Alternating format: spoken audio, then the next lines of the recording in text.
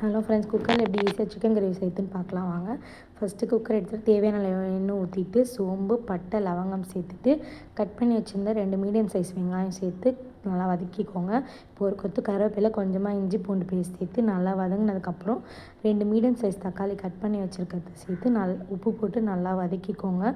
இப்போது ஒரு பேஸ்ட்டு காட்டுறேன். இந்த பேஸ்ட்டோட டீட்டெயில்ஸ் எல்லாம் நான் டிஸ்கிரிப்ஷனில் கொடுத்துருக்கேன். இந்த பேஸ்ட் ஆட் பண்ணால் கொஞ்சம் டேஸ்ட் டிஃப்ரெண்ட்டாக இருக்கும், அதுக்காக தான் இதை ஆட் பண்ணுறோம். இந்த பேஸ்ட் ஆட் பண்ணிவிட்டு நல்லா வதக்கி விட்டுட்டு ஒரு 5 மினிட்ஸ் போல் க்ளோஸ் பண்ணி வச்சிடலாம். நெக்ஸ்ட்டு வாஷ் பண்ணி வச்சுருந்த சிக்கனை எடுத்து மஞ்சத்தூள் போட்டு நல்லா பரட்டிக்கோங்க. மஞ்சத்தூள் போட்டு தண்ணி ஊற்றி நல்லா பரட்டினதுக்கப்புறம் 1 ஸ்பூன் குழம்பு மிளகாத்தூள், 1 ஸ்பூன் வெறும் மிளகாத்தூள், அப்புறம் 1 ஸ்பூன் கரம் மசாலா இதெல்லாம் சேர்த்து நல்லா வதக்கிக்கோங்க. வதக்கிட்டு தேவையான அளவு தண்ணி ஊற்றிட்டு குக்கர் மூடி போட்டு க்ளோஸ் பண்ணிடலாம். இப்போது நான் ஒரு 3 விசில் விட்டுருக்கேன். 3 விசில் விட்டு எடுத்ததும் கொஞ்சமாக பெப்பர் தூள், அப்புறம் கொத்தமல்லி எல்லாம் சேர்த்து நல்லா வதக்கிக்கோங்க.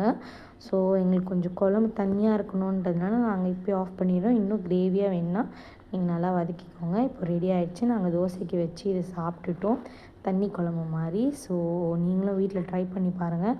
தேங்க்யூ, பாய்.